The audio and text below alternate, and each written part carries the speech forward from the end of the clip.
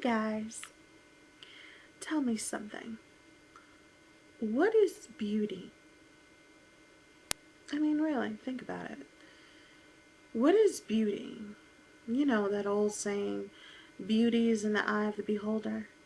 I mean, really, what is it? There was a friend of mine. He was actually my very first crush. The first time I laid eyes on him, I was in kindergarten. And he was in 7th or 8th grade at the time. So yeah, that was a huge leap. But anyway, you know how little girls have fantasies. Oh, he's so cute. Oh, I want to marry him, little girl stuff. And we lived in the same neighborhood. When I got older, I won't say how old, but when I was a little older, we started to become friendly. And later on, it was a little bit of, dating.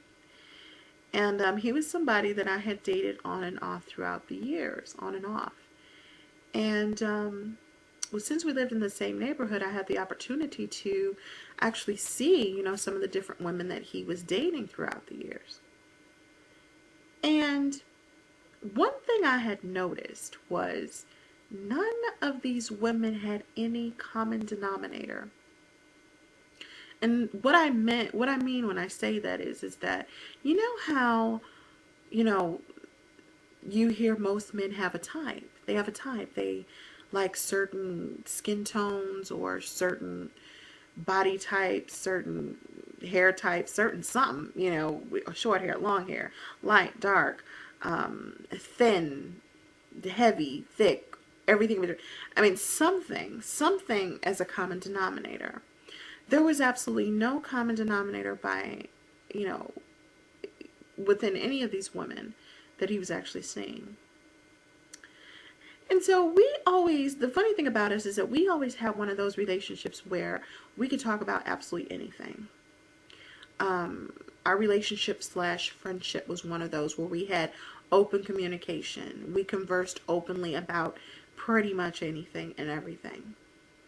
And I had to ask him. One day I just flat out asked him, I said, I gotta know, you gotta tell me, what is your type? What is it that you find attractive? I mean, I've seen some of these women and I've seen myself, and I'm trying to find out, like, what is it, with us? There's nothing that is the obvious common denominator here other than the fact that, we're female. Other than that, there's no common denominator. Excuse me. And he had said something to me that was very, very deep.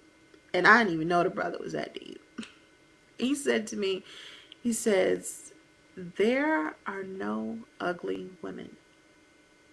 And so, I gave him the dog look. I was like, how your dog gives you that look, like, I gave him one of those looks. And he was like, okay. He says, let me elaborate. Let me explain. He says, there's no ugly women because all women, he says, you can take the woman that, typically you would think that, most men would not find her attractive. And you can take her and any other woman, and there's something attractive about her, whether it be the way she walks, the way she talks, the way she smells, the way she thinks, her personality, the way she dresses, whatever. You can take anything about her. There's something there that is absolutely beautiful, alluring, attractive, sexy, whatever. And that was his reasoning for saying that there was no ugly women. Because see, as individuals, and I'm not going to say, oh, I'm just up here and I'm above all that. No. But as individuals, we are so stuck on what is outside. I mean, each year, cosmetic surgery, I mean, people are spending billions upon billions of dollars for cosmetic surgery. We're talking about Botox, liposuction, breast augmentation, butt implants, which I just realized that people were getting butt implants. But anyway, I mean, everything. I mean, this is $1 billion a year industry. I mean, think about it. Every year, people are spending billions on cosmetic surgery, trying to perfect what is on the outside. This is the thing. If we took just a tenth of the energy that we spend in trying to make this, all perfect, all Vogue, all whatever, so that we can be in a magazine, if we spent a tenth of that energy and focused it on what was on the inside of us, then wow, can you imagine what some of us would be? I mean, think about it. And don't get me wrong. Please don't get me wrong.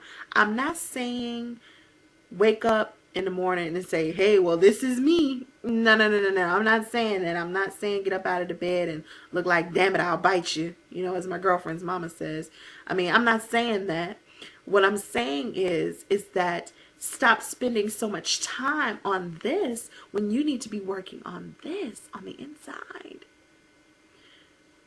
You guys already know, or should know, or maybe know, that one of my favorite scriptures in Proverbs is, or verses in Proverbs, is, as a man thinketh, so is he.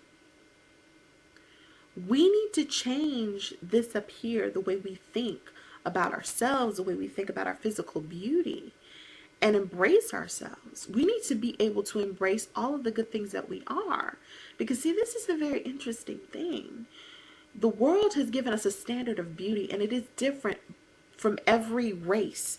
For black women, it is light-skinned women with long hair, and thickness has come into play because of Beyonce. But now it's the big booties and all that. It's, that is the standard of beauty as to what we've seen lately for black women. For white women, it is the size 0, the blonde hair, the blue eyes. I mean, these are standards that women are really killing themselves each and every day to try to live up to. And it's insane. Because the funny thing about beauty is that beauty fades. You guys think about it. When you're 70 years old, you're not going to look like you did when you were 18, 21, or even 30. You're not going to look like that. Beauty fades. So when you think about beauty, I mean, really think about beauty. And when you think about someone being attracted to you and everything, think about it this way. And of course, when you meet someone, the physical is the first thing that you see. And of course, that's kind of like a determining factor as to if you're going to continue to see this person. Yeah, true. I'm not crazy. I get that. But think about it. This is going to fade. All this is going to fade away. And if you hook up with somebody because of the way they look, then, hey, when you're 70 and when you roll over in the morning and you take a look at that person and you look at them, the first thing in your mind is that if all they had to offer was that exterior and they had nothing on the interior to offer you, you're going to be like, what the hell? Why the hell am I with you? I mean, really, that's what you're going to be thinking. And you don't want to think that because, hell, at 70 years old, it's too late in the game to start all over from scratch. So this is the thing, people. Beauty obviously is in the eye of the beholder. Everybody's got a different opinion as to what beauty is. But think of it this way. Each of us has something to offer. Each of us is beautiful in our own way. We're all unique. We're all different. But we're all beautiful in our own way. And what we need to do, instead of like tapping into, other things for the exterior, the makeup, the hair, the whatever, we need to tap into where we are. Where is our heart? Where's our mind? Where are we? That's what we need to do. And truly, once you do that and once you work on that, and you spend all that time and energy on taking care of the inner man, then honey, you are absolutely beautiful and gorgeous.